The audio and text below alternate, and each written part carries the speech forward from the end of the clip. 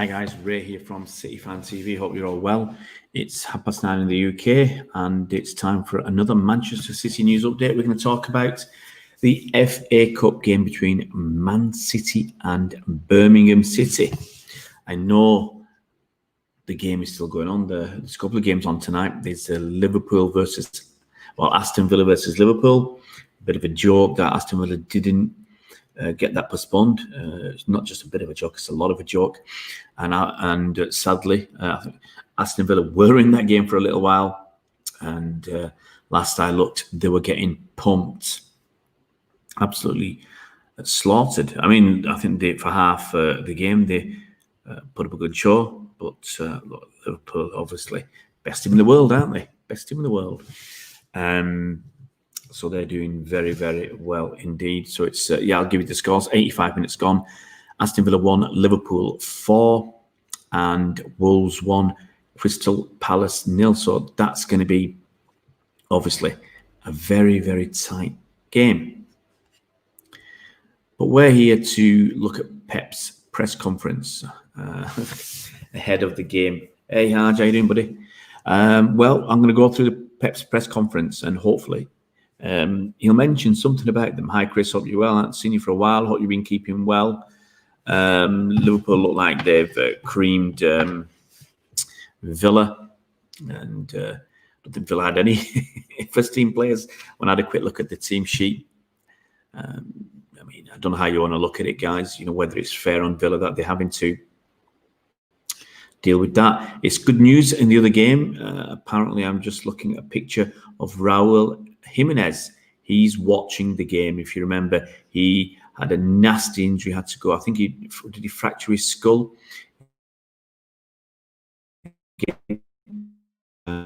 Now, and as Wolves are leading Crystal Palace after 87 minutes. Wijnaldum got the second goal? Shaqiri is the first Liverpool player to assist 2 goals as a substitute since James Milner 3 years ago.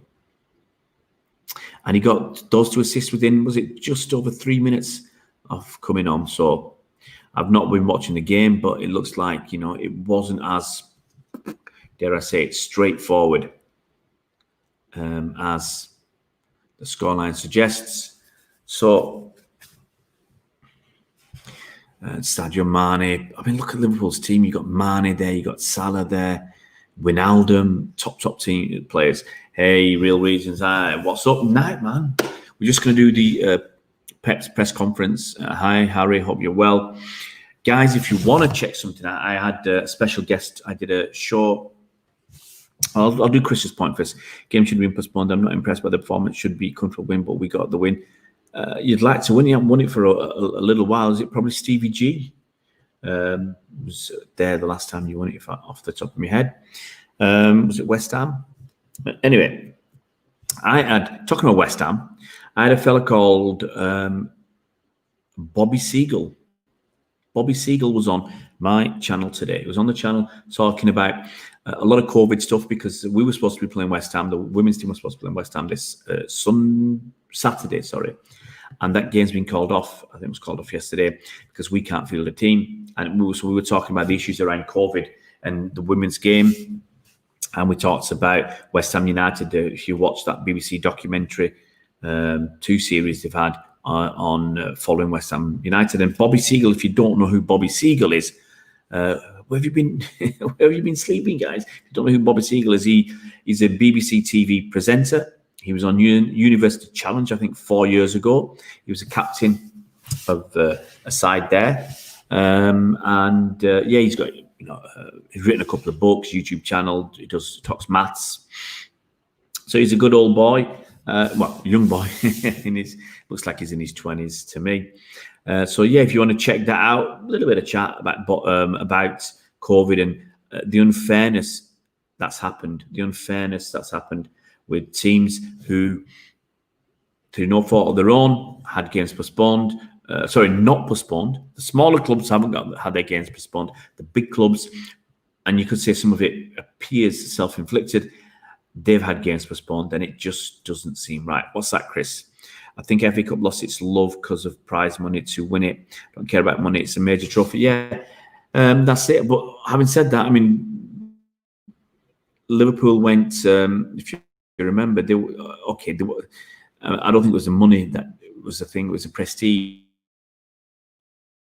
But Liverpool went to playing the Club World Cup, and there was a lot more money at stake in the Club World Cup than there was. Much more money at stake, sorry, in the Club World Cup than there was in the Carabao Cup. It was peanuts in the Carabao Cup. Anyway, and Chris, yeah, it's all about money. Anyway, let's go on to the Pep's press conference. Let's do this, guys. Okay, let's start. Obviously, COVID. What's the update? Pep said Kyle and Gabriel, that's Kyle Walker, Gabriel Jesus, were on the bench at Old Trafford. We will see how they react in training sessions. If Edison and Ferran and Tommy Doyle are negative, maybe they can train for the first time on Friday. Eric and Cole are isolated. That's obviously Edison, Ferran Torres, Tommy Doyle. Eric is Eric Garcia and Cole is Cole Palmer. So Eric and Cole are out. Honestly, would you play Edison, Ferran, and Tommy? You know, we'll see. I suspect they'll see how they come through the training. If the training's fine, they might get a game. I wouldn't be risking Edison. For me, I don't know how many subs you can use, whether it's 3 or 5. If you can use 5, I'd have maybe on the bench, but we should have enough players. Now, you might have heard the story about Sheikh Mansour buying the original 1904, or an original FA Cup that was in 1904. City, well, it was around that period. City had, obviously, we won the 1904 FA Cup. And what happened was, when United, it has to be United, was it in 1909? United won the FA Cup. So they went out and made a replica of the trophy to keep. The FA found out that they'd done this. They found out that they didn't have copyright on the trophy, so United got away with it. It's United. So they made a new one, and that's the current one. I think it's been going for 84 years or whatever it has. It's been, or maybe even longer.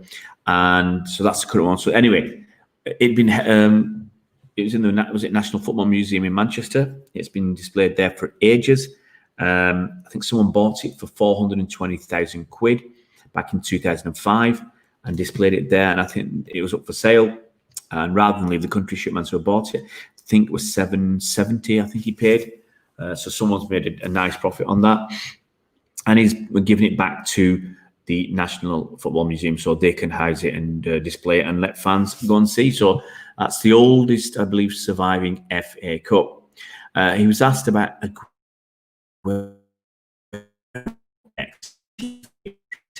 possibly. Anyway, no, sorry, I'll tell you what Pep said about Sheikh Mansour, sorry. He said, a great gesture, that is what the club does. A class gesture, and it's the first trophy that Man City won.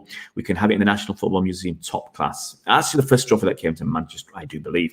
Sorry, moving on to Aguero, is he fit? He said, possibly. Yesterday we trained really well. If he feels good tomorrow, he is going to play. I think he's going to play, guys. He's asked about Steffen, Torres and Doyle again. It's a mystery how people react when they get COVID. Every case is different. Someone is exhausted. Another one feels better. We have to see how they react and see how they feel. That's why it's still a mystery what is going to happen. But it is incredibly good news. They are back. They're healthy and can start joining the team again. Asked about COVID preparations, how has COVID affected things? It is better to have everyone, but we don't have everyone. So we have to adapt. Adapt and adjust is the best definition. We have 14, 15 players, but the spirit is incredible and shows us the way we have to live this season and in future seasons. It is just thinking about what we are doing the next few days, thinking 3 to 4 days before, or thinking the day of the game. Every day can change and the day before can change. Unfortunately, what you have to do is have an idea. Tomorrow we have a training session and we will see how many players we have, any new infections, and then make decisions. It happened with Newcastle and other managers. That day by day is what we have to do. Defense has improved. Is that a collective or individual? Pep said, except the game against Leicester when we were so naive in giving away 3 penalties, the rest of the games from the beginning of the season were really good in terms of how solid we were and how many chances we conceded. But of course, lately the back four has been so solid, and big thanks to everyone. Phil Foden made an incredible effort with intensity and sprints in the last 2 games, but the back four don't make stupid mistakes. 1v1, blocking shots, they were brilliant. Everyone is so committed, and that helps us. He's asked about Fernandinho's leadership, and he said, before the game, in halftime, not just talking with the players, but in football matters, in life, how they train every single day. He's the first to prove, and that's why he went to Old Trafford, played as the only holding midfielder against Pogba and Bruno Fernandes, and played an exceptional game. He made a step forward, and I'm really impressed. I mean, basically, he showed Pogba and Bruno Fernandes what it was all about. Those guys were not in that game. Asked about COVID again, and he said it's hard not knowing when players will be back. Absolutely, but the doctor doesn't know how the body will react. Nobody knows what is going to happen. Imagine being positive and coming back to a high level. That is why we were a little concerned about this. Gundo struggled in the summertime. It is incredible good news for them to come back and train and be in the locker room. But when they are able to play minutes, we have to talk with them. And the doctors and player by player, you have to be alert. Asked about Aguero's impact. Only I know how I miss him. Just look at the numbers of the quality he has in the box. He's unique. Unfortunately, he had a really tough injury, and what is important is his mood is exceptional, better than ever. He's an important part of the group, incredibly loved, and the feeling is that in the last 10 days and 2 weeks, his knee has been good after training, and this is the best news we could hope for. He's going to start, and if we can play 90 minutes, if he can play 90 minutes, it will be great. 60 will be great, and 30 will be great. The important thing is good quality minutes. He will start from the beginning, and after we will see. It will be great to have Sergio fit in the best possible condition. He is so optimistic, saying he will have a good season and score lots of goals. We don't want to create pressure, but most of the games we need him as a striker. The most important thing is the consistency we have shown in the last 3 games. We changed the way we played after the West Brom game, and we have to show the consistency we have shown in the last 3 games. That's why we need players coming back. We cannot sustain this effort for 14, 15 games. It is important that Gabby is back, Kyle is back, Sergio is back, Mendy is back. We need everyone involved to show what we have shown in the last 3 games, and again and again and again. This is the target for the next month. Okay. Fernandinho's contract is up at the end of the season. With the players in this part of the season, everything is open. Like, if we don't get results, we will be sacked. We have to win our positions every day. But I am more than impressed and surprised about the role of the first captain, Fernandinho. He is leading us in an exceptional way, in the good moments, but especially in the bad moments. And I think what everyone can take an example from what he has done so far, the team will be stronger. I am more than delighted with what Fernandinho has done through all our time together, but especially this season. Zack Steffen, finally. Zack Steffen is strong. Pep said, Zack settled perfectly into the dynamic of the group. Training for maybe the best goalkeeper coach in Zabi, and he has the opportunity to improve a lot. He made an incredible save in the first half with Bruno Fernandes when he has to. He did really well. And that's your press conference. Now, if you want to see more, there is the second part of the press conference, and that news is released at 10:30. So at 10:30, you'll get the stuff on social media. You'll get the stuff on Twitter from the journalists who will pop some stuff out there. You might see some stuff from the club or the MEN or some specific journalists from the Athletic or something. So, but that's in 45 minutes time. I don't think I'll be sticking up for that.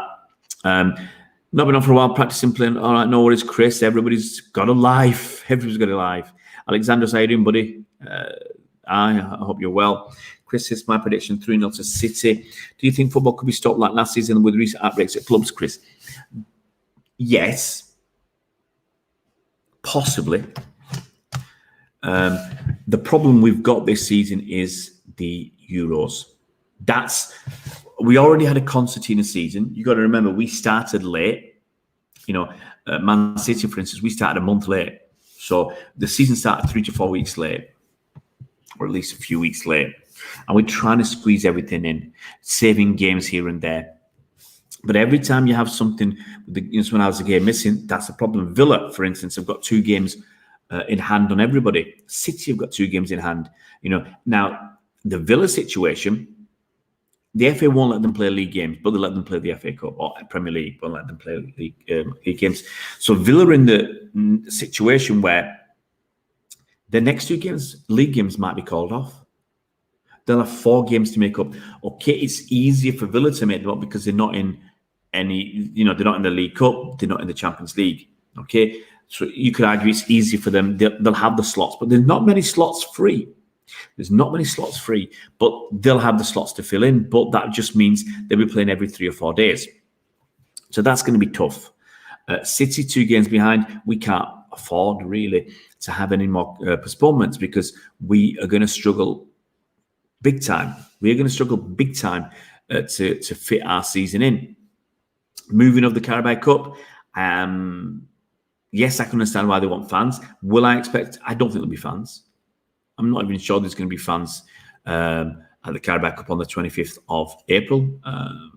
It just seems too soon. With the situation we're in, without being over dramatic, with the situation we're in, I think it's going to be extremely, extremely difficult. I think the lockdown the problem is you can't believe what the government's saying. That's a big issue. But the lockdown could easily, if they want all their targets met, the lockdown would last the summer. Now, they're going to try and get a certain proportion of people vaccinated. I can't see them doing it by the end of March even. So that might not even happen, that game. But it's on the 25th, and that's right bang smack, just before the Champions League semi-final. So, you could argue that it's good to be delayed, but it's also bad. Lots of these things. And loads of EFL games called off. Obviously, some of them are like Oldham's. Pitch is frozen. The FA Cup game tomorrow. But it's been switched. It should have been Oldham versus Bournemouth, but Oldham's freezing, and that's been switched to Bournemouth to get the game to happen. So you've got lots of issues there. And just looking at the matches, I mean, Fulham have got 2 games in hand over a lot of other clubs. Burnley are 2 games behind as well. As I said, Villa and City. And we were going to catch up. We were supposed to catch up this week. Villa was supposed to play 3 games. City was supposed to play 3 games, and most of the clubs played 2. Now you're going to find that Villa could end up playing just the game against City in the next 3 games, which makes them 4 games behind most of the clubs. That's going to be really, really tough, as I said, to catch up. But it's those Euros. If it wasn't for the Euros, we could have taken a couple of weeks off and just said, look, let's lock everybody down, and try and get clean bill of health and use that as our winter break. UEFA will want Euros to happen for money. No chance that it's getting cancelled if football is stopped. You can only 2 weeks. And the other thing is, Chris, the thing about the Euros, this is when we're supposed to have a multi country or multi-region format. I can't see that happening. I don't see it happening.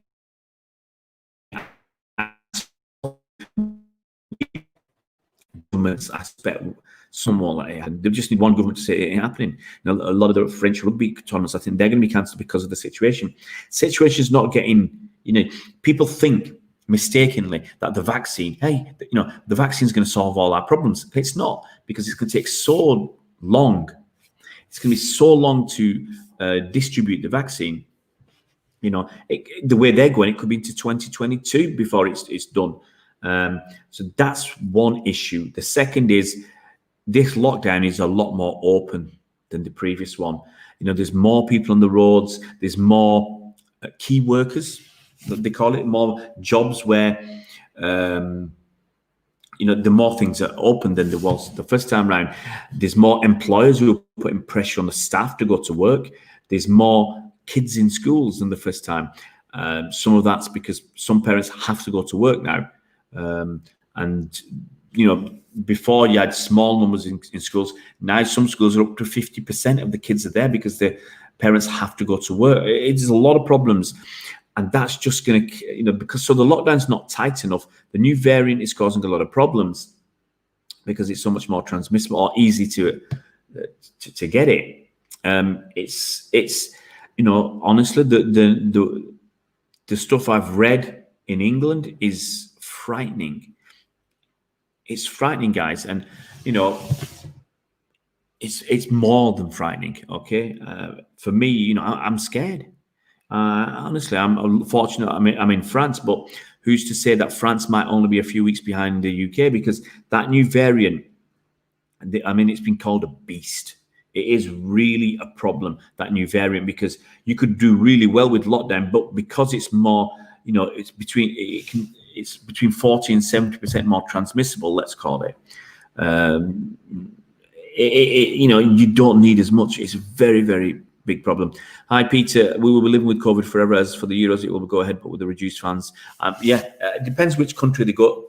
It might just be, Peter, like the Champions League. It might be one country, one city. Who knows? And it's hard to do it on one. You could do it one city, two grounds. So you could use one city and have two grounds, but it's hard for the grounds to recover. But if, for argument's sake, I'm not suggesting it's going to happen in London, or you could do it for argument's sake in the Northwest. You've got Man City, you've got City's ground, United's ground, you've got Liverpool's and Everton's. There's 4 big grounds, and you could do it in the north of England. You could do it in London. There's enough. You've got Wembley, you've got Arsenal's ground, the Emirates, you've got Spurs' ground. Chelsea's a bit small, but you've got them as well. So COVID's going to be around. Yeah, COVID's going to be around forever. The only way we're going to do it is by the vaccine distributed. And it can't just be in certain countries. It's got to be worldwide. It's got to be a worldwide thing, because if you don't effectively eradicate it, you've seen the variants. There's been, when the UK one had about 17, I think, 16 or 17 changes. There's been about 23 different mutations so far, and this one was a problem. And there's always the risk that another mutation could make it even worse. It could be even more transmissible. Another mutation could make it more deadly. So there's these things to worry about. And also another mutation could make it beyond the realms of the vaccine to actually be able to control. And then we're back almost at square one. And sadly, 1,100 people died in the last 24 hours, I think, or announced today. And it's just going to get worse. It's just going to be at that sort of level by the looks of it for at least another week or two. The people who are dossing around at New Year's, they're coming through into hospital now. I saw, 3,000 people admitted in one day. So the people who are messing about at New Year's, they're coming through now. So as Peter says, it's going to be around for a very, very long time. Just because we're getting vaccines, the government still has a lot to answer. They won't answer for that. It's quite sad. Personally, I don't trust the vaccine. Well, Alexandros, there's several different vaccines. Or you can have your Russian vaccine. You've got your, there's several different ones. It's life's a risk. And what's going to happen is, without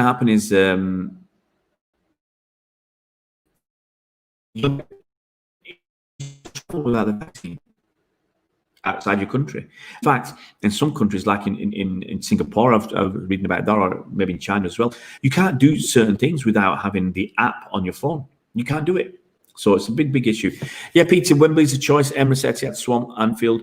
We can easily do it. The only issue I have is that going up and down the country. That's the only issue I have. The way I would probably do it in one. You can either do it in London, but it all depends what's happening in London at the time, or you can do it in the north. It would be fabulous to do it in the north. You can have your final at Wembley, do whatever you want. Push, you can have the final at Old Trafford. I don't care. You've got those 4 big enough grounds. Everton's is a bit small, but Liverpool holds 50-odd thousand. City's is about 53, 54. I think they're moving it around. But Liverpool and Man City are about 54, 55,000. United's is still 75, 77,000. Everton's is obviously, I think it's about just under 40. They're big enough. Ellen Road, you can use Ellen Road, or Hillsborough if you want. They're decent sizes as well. And then there's a few others. For some games, you can use Huddersfield Stadium. Yeah, or you could go up to Burnley, but you could do it in the north. I think you could look at it and say, if there's no fans, if you say there's no fans, which part of the country is doing best? Yeah, I mean, obviously but you could easily do it in London as well, as we said. You can have your big games at your big stadium. So you can have games at the Emirates and White Hart Lane for your bigger teams, and then Wembley for the final and semi-final if you want. And you can have the smaller games. You can go to a decent-sized game at Chelsea, nearly 40,000 fans there. Well, the space actually, but if there's no fans, it doesn't matter. The size of the stadium doesn't matter. It's just like the prestige of the stadium or whatever. And as I said, in 6 months' time, I'm not sure there's going to be any fans. I said this last season. I said, people were expecting it to be over, and I said we might not get fans all this season. Now, we've had a little bit, but most teams haven't had any. We've not been. And I said it's possible that this will go on into the summer. For the full season, there'll be no fans. And that's why, and I'll repeat what I said last season, there's not as much money floating around. Now, some clubs don't need the gate receipts, but Man United, 110 million quid. Liverpool, about 90 million quid. City, 55 million quid. Now, I can't remember the numbers now. I did work out the numbers. I said, yeah, City had £100 million hole in their, will have £100 million hole in their accounts. That's got to hurt. Last season, all those games where we didn't have fans. This season, and the Chinese TV broadcast deal, that's gone. And other things, I can't remember all the things. And obviously, City got a small fine for the FFP stuff. Scandalous that was. Yeah, Roger, Villa Park's a decent size, and obviously Birmingham's a decent size. Wolves is a decent size. It all really depends. Can you imagine the Brummie or the West Midlands Euros? What's that, Chris? You don't see fans for 2022? Well, I don't see them for six. I can easily not see them for 6 months. Easily. The way this strain is taking hold, we'll see. Low leagues can't cope with that fan revenue. Yeah, absolutely, Chris. They're in big trouble. They'll get a bailout. They'll have to get a bailout, but this country is going to be poor as anything. The amount of money the government's had to borrow. But anyway, that's finances and stuff. Guys, I'm going to end my prattling now. Hope you've enjoyed this stream. FA Cup weekend it's not as exciting as it should be. I've got to say, when I grew up, FA Cup was everything. FA Cup was almost on a par with winning the league. Really was. It was something else to win the FA Cup. FA Cup final day. Peter will remember this. He probably did something. A lot of us did something similar. You spent all day watching the telly. You had Question of Sport. They'd have a special Question of Sport. They'd have special programs. They'd get obviously the famous guests, and you'd watch the coach going in. You watch all, and I used to sit from the morning till the evening. You take it in. You watch as much as you can. That's what it used to be. That's how important it is. Take care, everybody. Thanks, Chris and Alexandros and Peter. Roger says, I see Liverpool. Absolutely. If you're going to, put out, you're going to place almost your first team against kids. Real trouble is Premier League, Champions League, FA Cup. I don't think anyone's going to do that this season. But we'll see. Plenty of time to go. The superstars before they're travelling on the teams. Oh, Peter Kelly, come on, you're reminding me. It used to be fantastic watching them. The players come out in, I remember the Liverpool boys in their white suits and players looking around Wembley and all that before the game. It was one of those special days. It was one of those special days for me, like the first day of whatever test match was going on that summer. I love my test cricket. I would sit there, honestly, in the summer, put my feet. I just remember it now. In the lounge, had the fire there, put my feet on the wall above the fire, put my chair there, have the telly over there, and just sit that and watch it all day long. You know, I would watch it all day. My dad was a cricketer. I've said that before, and I love my cricket. Now I don't know hardly any of the players. I don't know. I was watching. When I go to bed, it's usually very late, and when I get up, it's usually early. So I'm watching the cricket. I watched some of the India versus Australia games, New Zealand versus Pakistan, some of the Big Bash. I still love it. Still love my cricket, but I don't know who anybody is. Thanks for subscribing, Zohaib. Thanks, Harry. Faris, I'm sorry, buddy. We're out. You shouldn't have wasted your time watching that Liverpool game, mate. But we'll be back tomorrow, guys. And yeah, finally. Oh yeah, and the Sunderland final, 3-2. If you want to watch some stuff I did today, there's a video out today about talking about the COVID in the women's game and the postponements and all that's about. And I had a guy on Bobby Seagull, who's been on the BBC, just a show on the BBC apparently. I don't watch that, but he's well known in the media. Bobby Seagull was on University Challenge as a captain in one of the teams. So he's there. We're chatting about that, and we chat also about the West Ham documentary. And finally, guys, I've recorded a preview for the Birmingham game. I recorded it tonight, and that will be edited and out probably tomorrow evening because I'm going out tomorrow. Hey, it's not lockdown here; it's curfew. Got to be home by 8, but it's only curfew. So we can go out, but you never know when something's going to happen. Guys, thanks for coming on. Look after yourselves, and thanks everybody for subscribing. Give us a thumbs up. We'll catch you tomorrow, guys. See you around, Blues.